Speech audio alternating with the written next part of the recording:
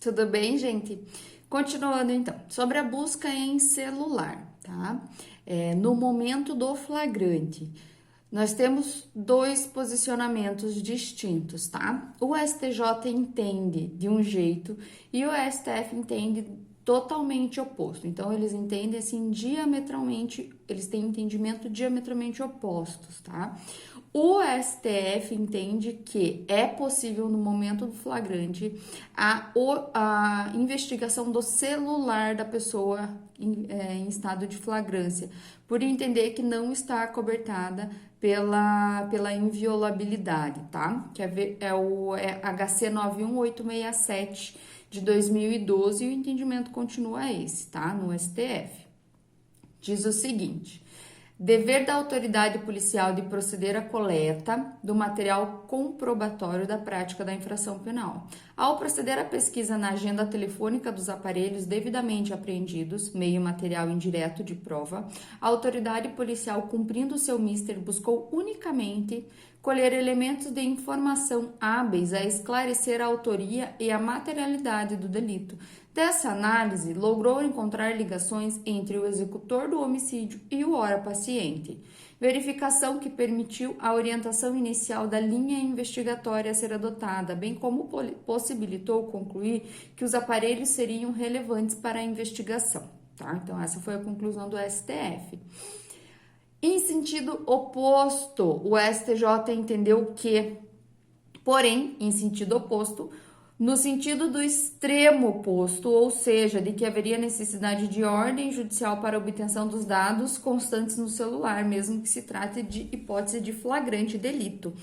Ilícita é a devassa de dados, bem como das conversas de WhatsApp obtidas diretamente pela polícia em celular apreendido no flagrante sem prévia autorização judicial. Recurso ordinário em habeas corpus provido para declarar a nulidade das provas obtidas no celular do paciente sem autorização judicial, cujo produto deve ser desentranhado dos autos, tá? Então, esse é o sentido oposto do STF, e esse julgado é o recurso ordinário em habeas corpus 51531 de Rondônia, de 2016, tá? Então, gente, são dois entendimentos aí totalmente diferentes, tá? Isso é bem delicado, porque a gente tecnicamente não saberia como proceder, tá? Mas, para você, se você sofrer aí algum tipo de flagrante, você fale que você não autoriza mexer no seu celular, tá? Porque a devassa não é permitida, devassa de dados, só através de mandado, tá? Claro, na prática isso às vezes é meio complicado, né? Mas no mundo perfeito a gente faria isso, tá? Outra coisa, gente, o 243 fala lá dos requisitos do mandado de busca, e isso é muito importante, porque se for expedido um mandado de busca com informações erradas, incorretas, tá? Isso não é incomum, porque quem expede o mandado de busca é a Secretaria da Vara Criminal, né? Então, é um servidor que faz, e às vezes a pessoa tá com tanta coisa para fazer que coloca ali um número errado no mandado de busca e apreensão. O mandado de busca e apreensão, ele tem que ser o quanto mais individualizado possível, tá? Porque o mandado de busca e apreensão é algo que tecnicamente está violando um direito e uma garantia fundamental do indivíduo, tá? Então, precisa indicar o mais precisamente possível a casa em que será realizada a diligência e o nome do respectivo proprietário ou morador, ou, no caso de busca pessoal, o nome da pessoa que terá de sofrê-la ou os sinais que a identifiquem. Mencionar o motivo e os fins da diligência, ser subscrito pelo escrivão e assinado pela autoridade que o fizer expedir, então pelo juiz. Se houver ordem de prisão, constará do próprio texto do mandado de busca. Não será permitida a apreensão de documento em poder do defensor do acusado, salvo quando constituir elemento do corpo de delito, da prova do crime, tá? Então, isso é muito importante. Embora se fale no item 3 aqui, ser subscrito pelo escrivão e assinado pela autoridade que o fizer expedir, a interpretação desse artigo, tá? Junto com a interpretação 241, você tem que cuidar, porque pode ser que você entenda que é possível ao delegado de polícia expedir mandado de busca e apreensão e cumprir busca, diligenciar em busca e apreensão sem ordem judicial, sem o mandado, tá? Mas não pode. O 241 fala assim, quando olha só como a redação é uma porcaria desse artigo. Quando a própria autoridade policial, ou seja, o delegado, ou judiciária, ou seja, o juiz, não a realizar pessoalmente, vírgula, olha só, a busca domiciliar deverá ser precedida de expedição de mandado. O que dá a entender isso? Que se o próprio juiz for ou o próprio delegado for, não precisa de mandado. Gente, essa redação aqui é um absurdo, tá? Porque tecnicamente precisa de mandado para realizar qualquer tipo de busca, tá? Numa casa, tá bom? A busca domiciliar não tem como, né? Não tem como o juiz, ele mesmo, cumprir, né? Ou o delegado, né? E é mesmo que o delegado vá cumprir um mandado de busca domiciliar, ele só pode com autorização judicial, né? Tem que ser devidamente motivada a decisão, né?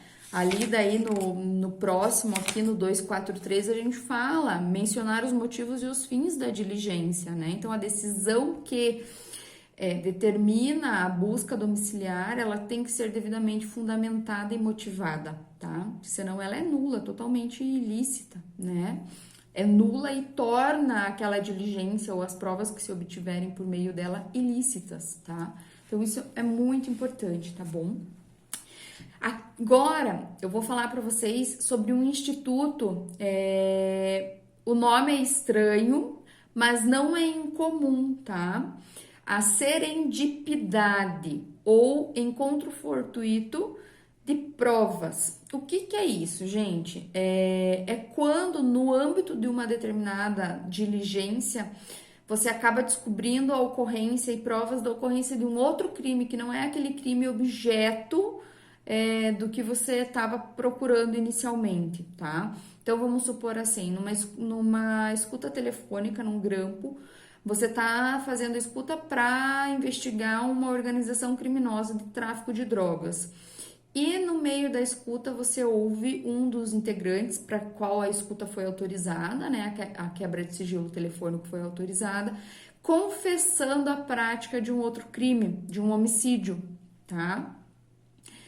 É possível você desmembrar e comunicar ao Ministério Público?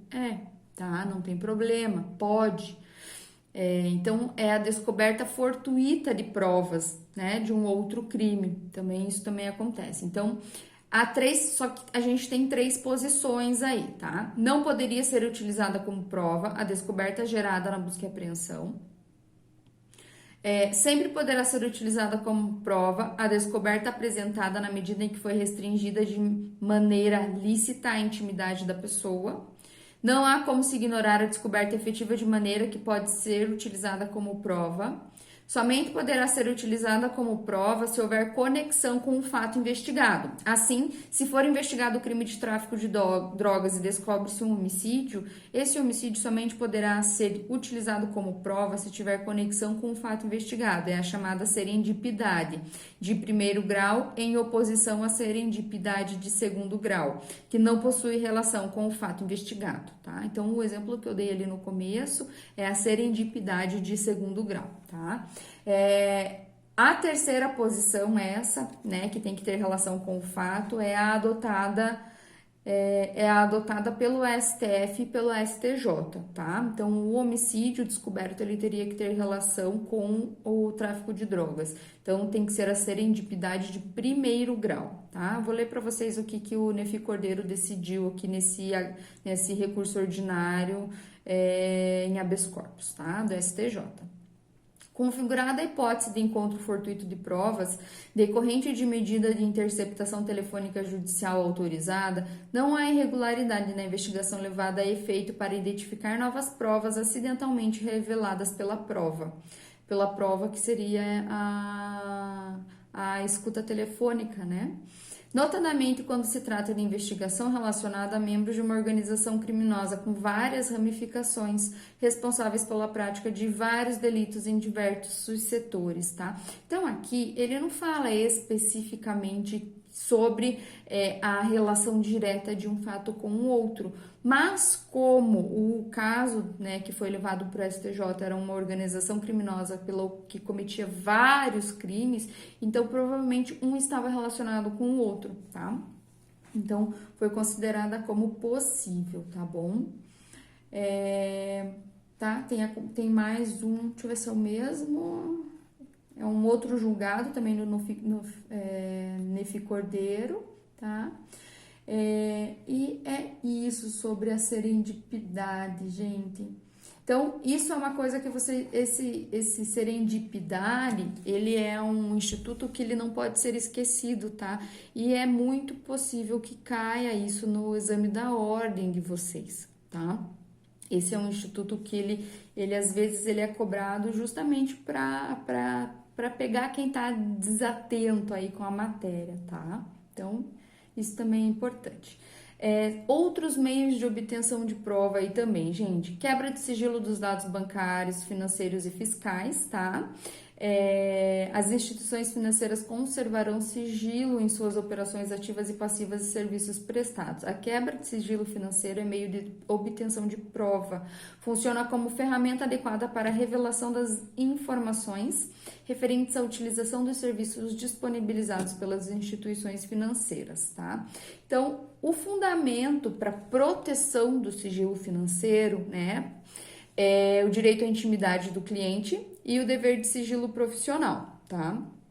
Porém, há a possibilidade da quebra do sigilo financeiro, sempre, óbvio, desde que seja por decisão motivada, fundamentada do juiz, tá? Então, crimes fiscais tem muito. Hoje em dia, gente, eu vejo muito em ações que discute-se alimentos, tá? Então, os pais, as mães alegam, eu não tenho renda, eu não tenho como sustentar o meu filho, ou eu preciso que aumente o valor da pensão, tá? Hoje em dia, o juiz faz a quebra do sigilo financeiro completo, bancário da pessoa, completo, últimos 3 meses, últimos 3 anos, o banco manda os extratos completos para incluir no processo, tá? Então, isso tem ocorrido com muita frequência, tá bom? Hipóteses legais. Hipóteses legais em que tais informações podem ser validamente acessadas para fins de investigação e instrução processual. Sigilo financeiro ainda, tá? Fornecimento voluntário dos dados bancários e financeiros não será necessária prévia autorização judicial, pois não constitui violação do dever de sigilo. A revelação de informações sigilosas com consentimento expresso dos interessados, tá? CPI, gente. CPI é uma das... Além da autoridade judiciária, a CPI, ela é uma das responsáveis e ela é um dos únicos membros que pode requisitar a quebra do sigilo fiscal de alguém, tá? Geralmente quando for de algum tipo de parlamentar, tá? Então terão poderes de investigação próprias das autoridades judiciais. Cláusula de reserva de jurisdição não se estende à quebra de sigilo dos dados bancários e financeiros. Exige-se a partir de indícios a existência concreta de causa provável que legitime a medida excepcional, justificando a necessidade de sua efetivação, tá? Então, eles também podem, sim. Ministério Público, requisitar diligências investigatórias e instauração de inquérito policial indicando fundamentos jurídicos de suas manifestações processuais, poder de requisição ministerial, tá?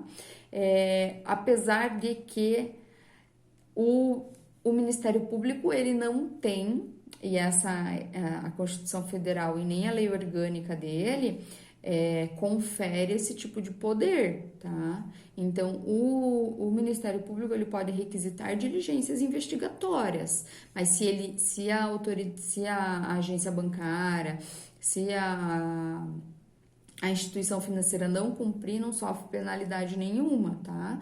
Até mesmo porque para ele requisitar algo ou ele determinar algo, ele tem que ter prévia autorização judicial, tá? Senão, não tem efeito nenhum. Isso é muito importante a gente lembrar sempre, tá?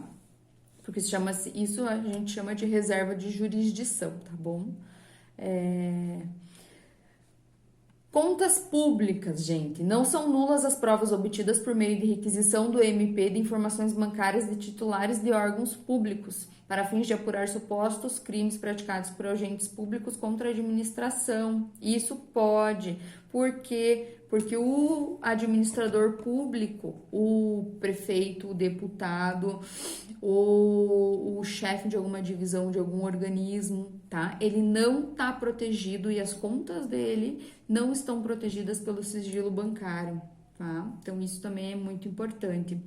Lembrando que o Ministério Público, ele tem o poder de polícia administrativa, que a gente fala também, tá? O poder de polícia judicial. Quem são as polícias judiciais, gente? Lembram? Polícia Civil e Polícia Federal. Essas são as polícias judiciais, tá? O Ministério Público, ele tem excepcionalmente o poder de polícia judicial, porque a lei orgânica e a Constituição Federal outorga a ele o poder de investigação, por isso ele pode instaurar os inquéritos, né? Os inquéritos civis para investigação de determinados casos, determinadas situações, tá? Então, ele excepcionalmente exerce aí o poder de polícia judiciária, né, de investigação, que é própria da Polícia Federal e da Polícia Civil. Por isso, quando ele está investigando alguém público, tá, alguém que exerce função pública, ele tem esse poder de polícia judicial, tá? Isso também é bem importante aí a gente não lembrar, tá bom? Eu acho que sobre sigilo bancário é isso, tá? Sobre sigilo fiscal, gente, o sigilo fiscal ele vem contemplado aí no 198 do CTN, tá? Vocês vão estudar o Código Tributário Nacional, tá? Tributário geralmente é no último ano da faculdade, então vai ter tributário 1 e 2. Aí no 198 fala que, sem prejuízo do disposto na legislação criminal, é vedada a divulgação por parte da Fazenda Pública ou de seus servidores de informação obtida em razão do ofício sobre a situação econômico-financeira do sujeito passivo ou de terceiros e sobre a natureza e o estado de seus negócios ou atividades, tá?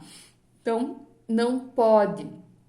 Difere isso do sigilo financeiro, que deve ser preservado por instituições financeiras. São coisas diferentes, tá? Não constitui quebra do sigilo fiscal, então requisição só por meio de requisição da autoridade judiciária no interesse da justiça. E solicitações da autoridade administrativa no interesse da administração pública, desde que seja comprovada a instauração regular de processo administrativo no órgão ou na entidade respectiva com o objetivo de investigar o sujeito passivo a que se refere a informação por prática de infração administrativa. Essa também é a única hipótese em que a gente pode requisitar aí a quebra do sigilo fiscal, tá? Então, gente, sobre sigilo e sobre as buscas aí, é isso, tá? A gente não tem maiores problemas sobre esses detalhes, só não pode esquecer da atuação excepcional do Ministério Público, da atuação das CPIs, porque elas também têm o poder de investigar, tá? Investigar aí os seus entes administrativos e os seus administradores, tá? Essa é a função das CPIs aí, tá bom? Então, na próxima aula, a gente já vai começar a ver a interceptação telefônica. E a interceptação telefônica, ela tem algumas peculiaridades e ela teve uma outra alteração com a lei, com o pacote anticrime, tá? Então, na próxima aula, a gente já começa a ver isso. Beleza, gente?